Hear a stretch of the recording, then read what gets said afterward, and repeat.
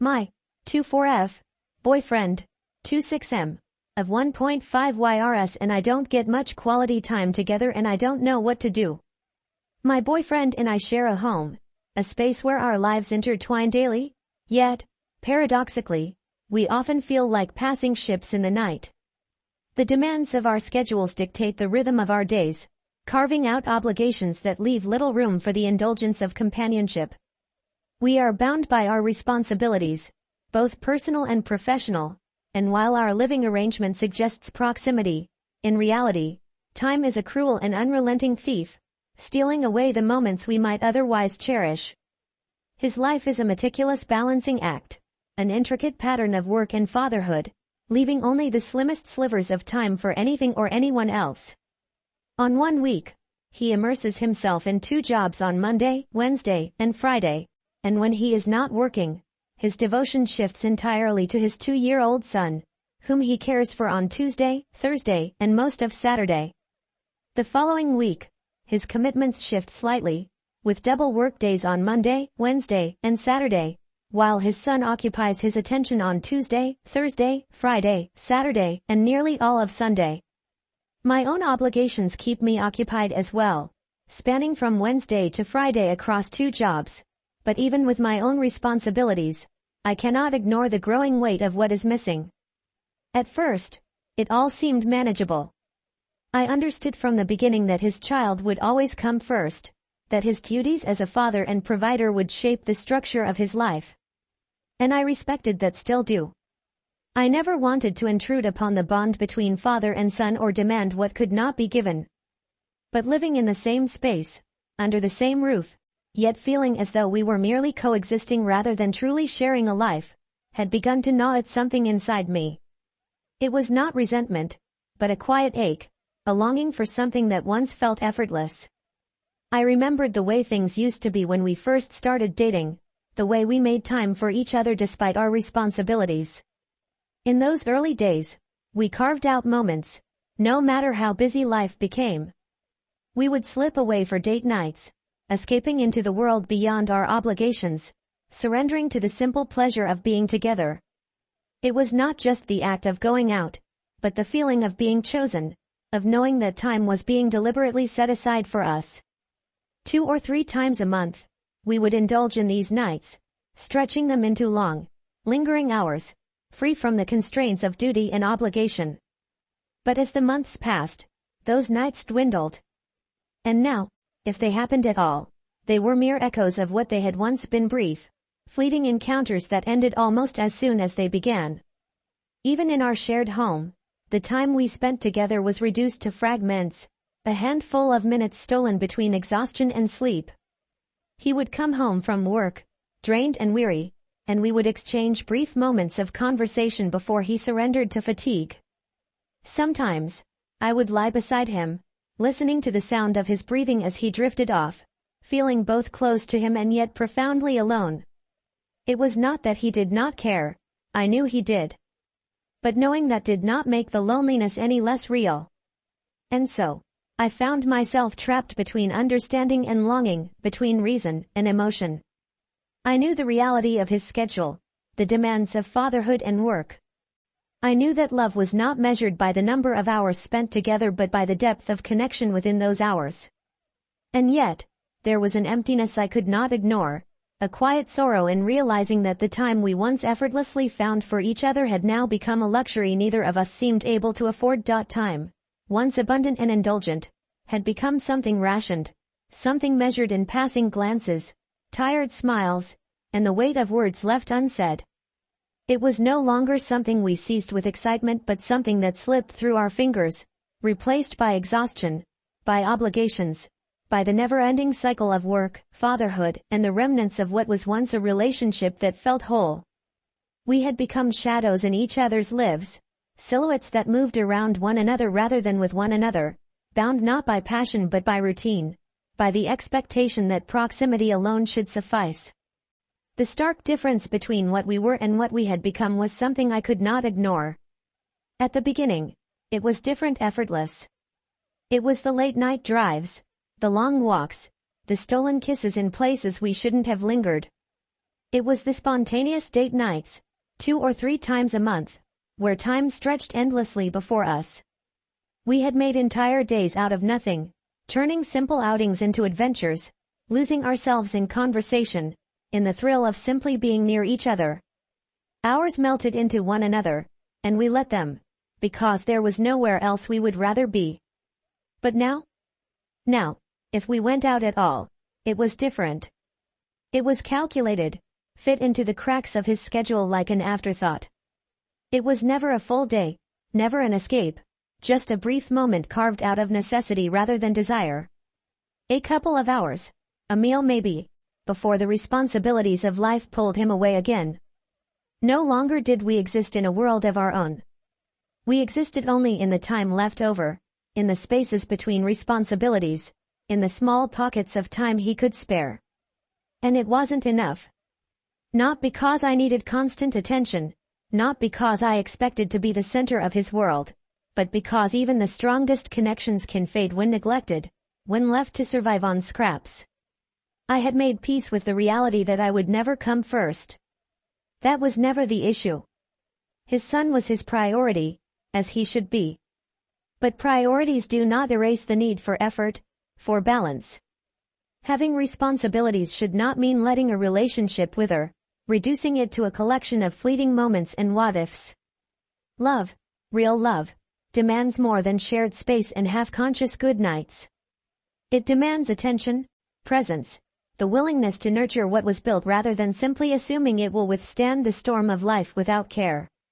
The distance between us had crept in slowly, like a shadow stretching across the floor as the sun sets, imperceptible at first, until suddenly, everything is covered in darkness. It wasn't just the time apart, it was the slow unraveling of intimacy, the quiet erosion of closeness. Before, there was a fire, a connection that burned bright. We used to crave each other, seek each other out not just emotionally, but physically. 3, 4 times a week, our bodies spoke where words did not, an affirmation of what we were, of what we meant to each other. Now, those moments had dwindled, reduced to 3, maybe 4 times a month. And the worst part? It wasn't just the frequency, it was the absence of urgency, of passion. The shift was not just in numbers but in meaning. It no longer felt like something we both needed, something we both reached for. It felt like another obligation, another thing to fit into the schedule. I wanted to believe it was just a phase, that it was the weight of exhaustion, the demands of life pressing too heavily on his shoulders. But deep down, a fear gnawed at me, a whisper I couldn't silence. What if this wasn't temporary? What if this was simply the new reality? What if this, the scraps of time, the obligatory intimacy, the slow fading of effort, what if this was all there would ever be? And so I found myself questioning, over and over again, whether I was asking for too much. Whether my desire for time, for effort, for connection was unreasonable. Whether I should be grateful for what little we had rather than longing for what we used to share. But was it truly selfish to want to feel chosen, to want to feel like a priority, even if not the first one? Was it wrong to want to be more than just a fixture in the background of his life, waiting for the moments he had to spare? I didn't want to be the kind of person who kept score, who measured love by the hours spent together. But love, true love, cannot survive on routine alone. It needs intention. It needs to be nurtured.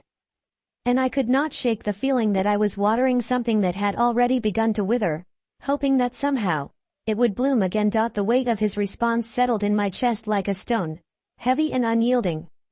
It was not just the words he spoke, but the way he spoke them, the certainty in his voice, the finality, the quiet implication that my concerns were not valid, that what I was asking for was unreasonable. That I was unreasonable. I had thought I was being fair, rational even. 1 day out of the month. Not a week, not a weekend, just one single day where the world didn't pull him away, where there were no distractions, no obligations that outranked me. A single day where we could exist as we once did, uninterrupted, where time did not feel like something we were constantly chasing but something we could simply have. Surely that wasn't too much. Surely, if he wanted this as much as I did, he would see that. But instead, he dismissed it. He disagreed that we lacked quality time, as if the handful of minutes we scraped together at the end of the day, moments stolen before exhaustion claimed him, could be equated to something meaningful. As if our relationship could sustain itself on scraps, on leftovers of energy and attention that were already stretched too thin. And the way he said it, so matter-of-factly, so unwavering in his belief that this was all he could give, all he needed to give, made something inside me ache in a way I couldn't quite describe. Because it wasn't just about time. It wasn't just about wanting a date or a full day of his attention. It was about effort. About feeling wanted, feeling chosen, feeling like our relationship was something he was willing to fight for, to prioritize even in the smallest of ways. And yet, in that moment, all I felt was small. As if my needs were insignificant, as if my longing for more was a burden he would not carry. I wanted to believe he hadn't meant to hurt me. That he was simply overwhelmed, that his mind was too full of schedules and responsibilities to see what I was truly asking for. That he was exhausted in ways I couldn't fully comprehend. But even as I tried to justify it, to convince myself that this wasn't a sign of something deeper, the truth pressed in around me like an undeniable force. If he wanted to, he would. If he truly believed that our relationship needed nurturing, if he felt even a fraction of the distance I felt, he would not have dismissed me so easily. He would have met me halfway. He would have said, "I see what you're saying, I'll try." He would have looked at me and seen that this wasn't about nagging or asking for something unreasonable, but about holding on to something before it slipped too far from our grasp. But he hadn't. Instead, his words carried an unspoken message, one I could not ignore no matter how desperately I wanted to. This is all I have to give. Take it or leave it. And maybe that was what hurt the most. Not the lack of time, but the lack of care for the fact that it was hurting me.